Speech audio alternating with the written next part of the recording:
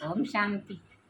बाप कालों का भी काल है, महाकाल है, और महाकाल के बुलावे पर सब आत्माएं जाती हैं, मुक्ति जीवन मुक्ति पाती हैं। तो बाबा कहते हैं कि महाकाल आया है सबको कालों के काल पर जीत पहनाने के लिए। संगम युग पर हम काल पर विजय पाते हैं। तो इसके लिए मंत्र क्या है? मंत्र है मन मना भव, से ही हम इस पर जीत पाते हैं। तो मन ही मन बाबा को याद करते रहें तो हम स्वर्ग के मालिक बन जाते हैं। बाबा कहते हैं तुम रूहानी बच्चों को रूहानी बाप कौन सी एक शिक्षा देते हैं? ये मेरे रूहानी यात्री बच्चों, देह अभिमान छोड़कर आत्म अभिमानी बनो। देह अभिमान, तुम्हें रावण की वजह से 63 जन्म देह अभिमान में रहे हो, अब तुम आत्म अभिमानी बनो।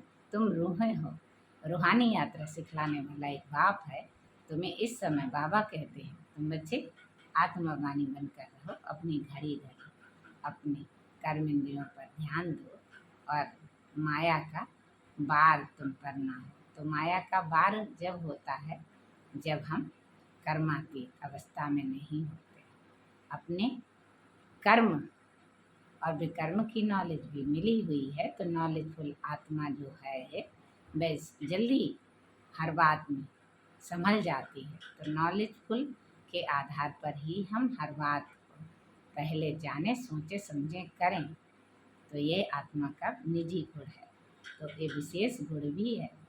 तो फिर बाबा कहते हैं कि जो बच्चे बाप दादा के समीप रहते हैं और बाप दादा के कार्यों में क्या करते हैं, बाप दादा जो कर्म विकर्म की गति बताते हैं उसके आधार पर जो नॉलेज देते हैं, बाप दादा के निशाने क्या है, अपने कर्मों को जानकर जो निशाने प्रति लग जाता है तो मास्टर वो त्रिकालदर्शी, मास्टर नॉलेजफुल, मास्टर बीज रूप की स्थिति में स्थित रहना है। तो बाबा कहते हैं मास्टर सर्वशक्तिमान। इसलिए किसी भी बात की तुम्हें चिंता नहीं होनी चाहिए।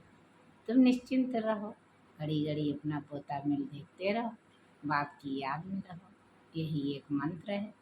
तुम्हें विश्व कल्याणकारी बनना है तो बाबा के ज्ञान और श्रीमत को ध्यान में भी रखना है। ओम शांति।